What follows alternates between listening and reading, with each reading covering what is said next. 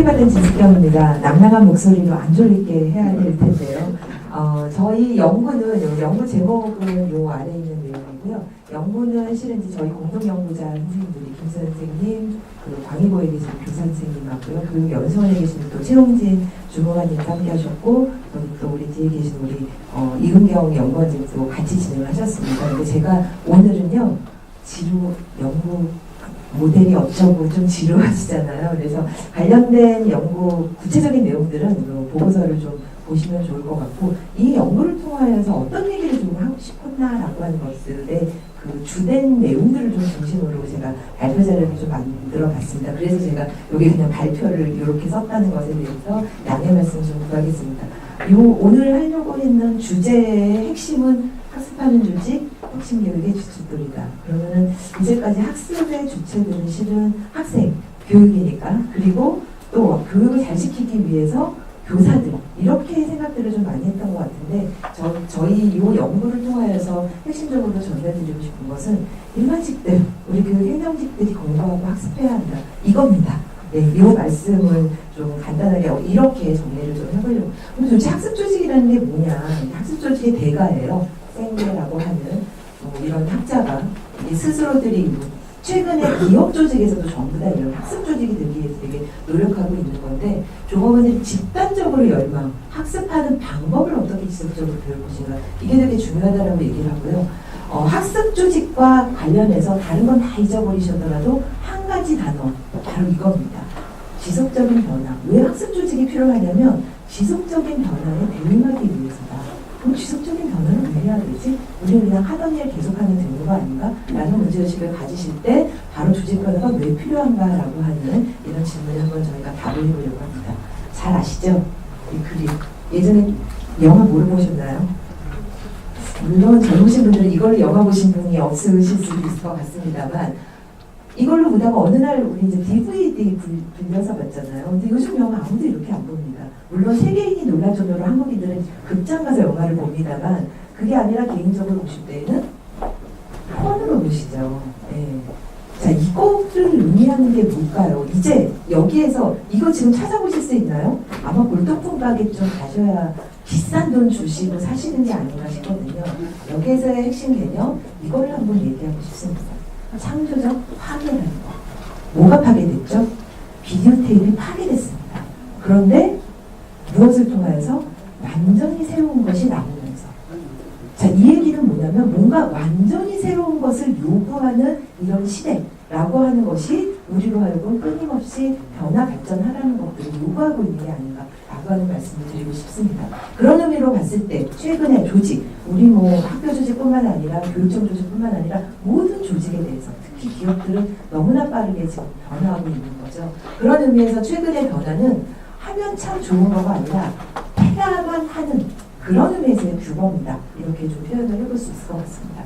그런 의미에서 봤을 때 우리가 학습 조직이라는 게 왜 필요한 것인가 하는 걸 얘기를 좀, 특히 우리 교육행정직이신 분들에게 왜 학습 조직이라고 하는 게 중요한 키워드가 돼야 되는가 한번 보실까요? 앞에 분들 많이 나왔습니다만, 이거요 10년 전에 이런 얘기 나오지도 않았습니다. 이게 무엇을 의미하는 걸까요? 환경이 변화하고 있다는 것입니다. 우리에게 완전히 새로운 교육 행정을 하는 데 있어서도 기존에는 전혀 없었던 새로운 것들이 자꾸 우리에게 그 환경에 입각해서 적용해서 일할 것을 요구하는 시대가 되고 있다라고 하는 것. 그렇다면 어떻게 해야 되느냐? 이것들에 대해서 잘 적응하기 위해서는 우리가 변화하는 수밖에 없고 조직이 변화하는 수밖에 없다. 그런데 저희 연구원에서도 마찬가지입니다만, 새로운 환경에 대해서 새로운 룰을 만들어내는 게 아니라 어떻게 하시냐면 옛날 룰을 가져다가 다시 거기다가 이렇게 맞도록 적용을 시켜버리시죠. 그래서 이게 과연 맞나? 새로운 환경에 대해서 예전의 룰, 과거의 룰을 가지고 쓰는 게 맞나? 그랬을 때 과연 이런 4차 산업혁명이나 등등 미래에 대해서 우리가 적절히 대응할 수 있을 것인가? 이런 문제의식 하에서, 그렇다면 새로운 환경에 새로운 룰로 적용하기 위해서 어떻게 할 것인가? 뭔가 새로운 걸 만들어내야 되는 것, 누가 할 것인가? 그게 바로 이제 학습하는 조직, 우리가 함께 이루어내야 되는 것 아닐까라고 하는 이런 문제의식을 갖게 되는 겁니다. 그랬을 때 새로운 것, 우리가 항상 강조하는 창의성. 여러분은 창의적이신가요? 나는 창의적일까요? 아니요. 하지만 함께 할 때는 그걸 좀 잘할 수 있을 것 같다. 창의력과 관련돼 갖고도 뭐 여러 학자들마다 창의력을 4가지 부분으로 하기도 하고 되게 차이들이 있습니다만 가장 본질적으로 창의성에 있어서 이거는 있어야 돼 라고 하는 얘기들 중에서 많이들 얘기되어지는 게 전문 지식, 창의적인 사고기술, 내적 동기 이런 말씀을 드리거든요. 한 가지만 이런 얘기들은 좀 많이 해요. 뭘 좀 아는 사람이 창의적인 거예요. 아무것도 모르다가 갑자기 튀어나오지 않고 그런 의미로 본다면 신규 직원들 아이디어들이 되게 뛰어나시죠. 그런 부분들과 관련돼서는요. 실은 여러 가지 창의적인 기존의 창의성을 가지고 생각하는 기술들은 뛰어나실지 모르겠지만 전문 지식이 없어요. 행정에 대한. 그래서 그 창의성으로 낸 아이디어가 죽어버리는 거죠. 그럼 이 전문 지식은 누가 갖고 계시죠? 오히려 연차가 일정량으로 있으신 분들, 전문성들을 일단 갖추신 분들, 그런 분들은 난 창의성하고 되게 먼 사람이야라고 생각하실 수 있지만 그렇지 않다라고 하는 겁니다. 근데 문제는 이것은 다른 사람이 한 명이 갖고 있고 이건 또 다른 사람이 갖고 있죠. 어떻게 하면 되죠? 얘를 연결시켜야 되는 게 중요한 거죠. 어떻게 해요? 조직으로요. 공동체로요. 바로 그런 의미에서 오늘의 우리 주제인 정적 학습 공동체라고 하는 것들이 우리 행정직에서도 새로운 창의성을 위해서 필요한 거 아닌가라고 하는 이런 말씀을 드리고 싶습니다. 제가 경영학을 공부를 해서요. 기업 사례를 좀 가지고 왔습니다. 잘 아시죠? 어떤 기업이신지.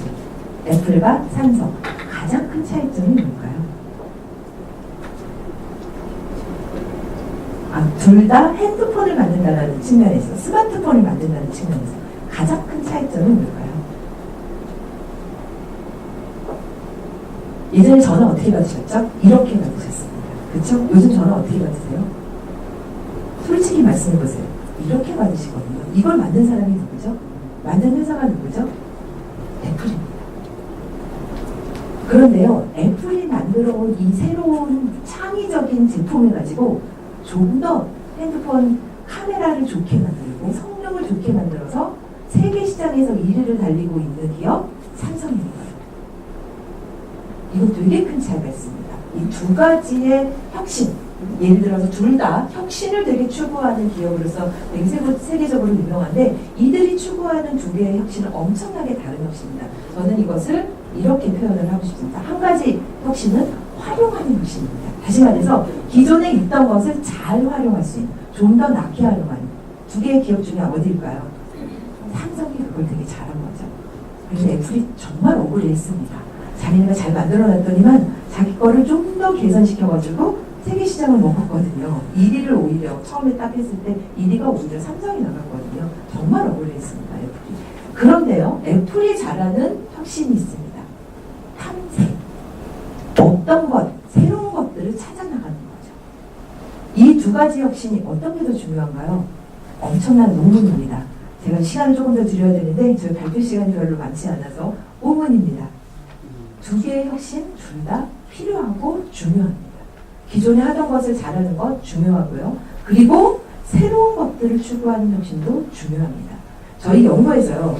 뭐 솔직하게 말씀드리면 뒤에 우리 공동연구진도 와 계시지만 되게 죄송하게도 연구에서 우리가 밝혀냈던 내용들에 대해서는 별로 여기 자세하게 소개를 안 해드렸어요. 궁금하신 분은 저희 보고서를 봐주시기 바랍니다. 그런데 저희가 그 했던 건 뭐냐면 사례 연구들을 쭉 살펴봤더니 정말 훌륭하게 공동체 활동들을 하고 계시는 분들이 되게 많으셨어요. 우리 행정직들 선생님들 중에. 그래서 기존에 이런 제도들을 어떻게 개선할 것인가 되게 많은 고민들을 하시고 새로운 아이디어를 내신 분들이 되게 많으셨어요. 되게 칭찬할 만한 일이라고 저는 생각했고 그 부분은 끊임없이 발전해 나가야 된다고 생각합니다. 그런데 정말 부족한 점이 있었습니다. 뭘까요? 바로 이 탐색이었습니다. 새로운 것은 별로 하지 않아요. 그런데요, 그거는 개개인들의 책임이 아니라고 생각합니다. 이 탐색이 되려면 뭐가 돼야 되는지 아십니까? 실패가 용인돼야 됩니다. 탐색은 여기 갔더니 아니네? 그러면 돌아올 수 있어야 되거든요. 공무원들은요, 여기 갔더니 아니네? 그럼 혼나요. 이런 조직 문화를 가지고서 탐색적 혁신은 이루어날 수가 없습니다. 자, 이 얘기는 개개인들의 노력만으로는 불가능한 게 창의성이다. 불가능한 것이 혁신이다. 그래서 모든 기업도 마찬가지고 모든 조직이 추구해야 하는 것들은 전체 조직 문화를 함께 바꿔내는 것. 실패가 용인되어지는 조직 문화를 어떻게 만들어낼 것인가. 그 실패를 통하여서 무엇을 얻고 그걸 통해서 어떻게 혁신을 이루어내는가. 라고 하는 바로 이러한 조직 문화와 전체가 연결되었을 때에만 창의성, 조직학습, 그리고 조직혁신이라고 하는 것이 함께 이루어지는 것이다. 이렇게 저는 말씀을 드리고 싶고요. 그런 의미에서 여기에서 제안드리는 이 방안들도 실은 교육청 전체를 이끌어 나가시는 지도 하시는 분들이 리더십 그리고 정책의 방향들이 바로 이런 실패들을 용인하겠다라고 하는 이 마인드를 갖지 않았을 때에는 참으로 어렵지 않을까라고 하는 것들이 전제에 깔려있다라는 말씀을 드리겠습니다. 그럼에도 불구하고 조직 전체가 그럼 다 움직일 때까지 우리는 아무것도 안 할 거냐? 그건 아니지 않냐.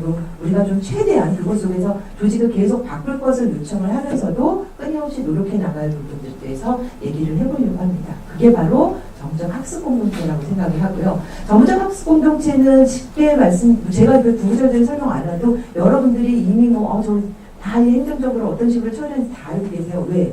교원들은 너무나 이게 일상화되어 있고요. 제가 이번에 이제 연구를 하다 보니까 거의 90% 이상이 한 개 이상의 정적 학습 공동체에 들어가서 활동을 하고 계시더라고요. 다들 아시죠? 다들 돈 많이 내서 주시고 하셨잖아요.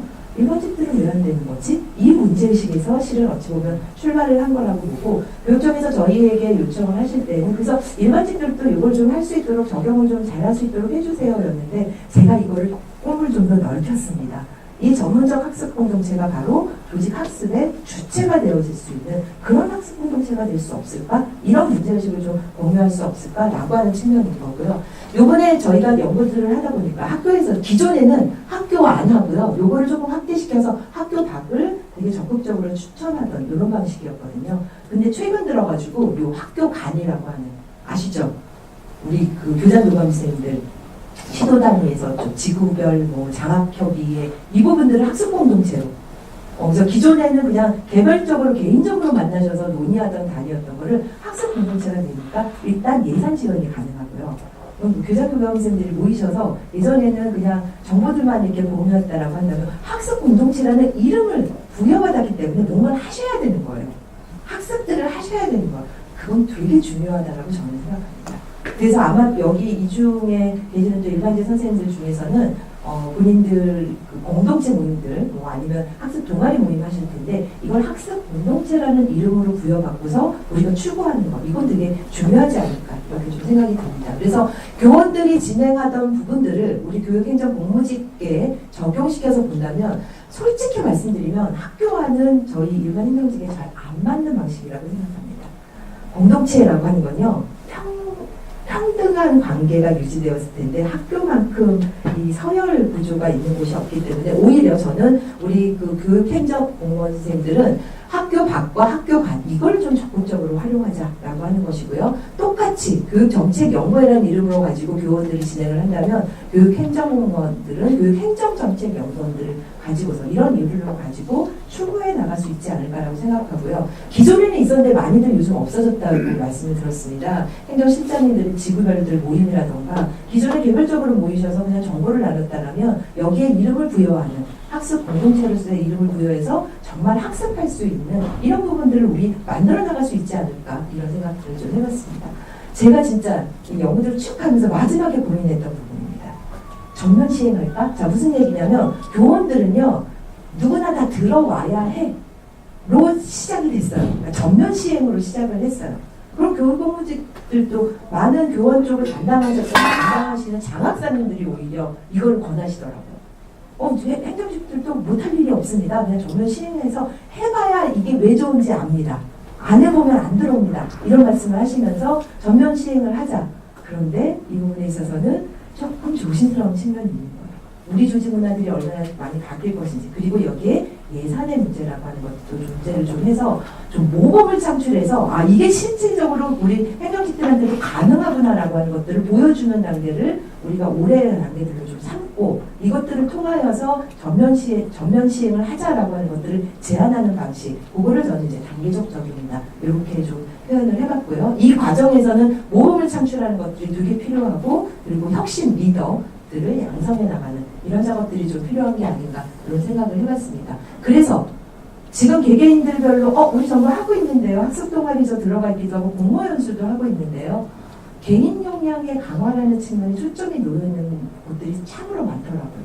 하지만 이 부분들도 전제가 되긴 합니다만 더 초점을 맞춰야 되는 부분들은 조직 목표 달성이라고 하는 것, 여기에 충실하게 운영되어진 것들이 상당히 중요하고 이것을 위해서는 지속적인 피드백 이런 부분들이 중요하지 않을까 이렇게 좀 생각을 해봤습니다.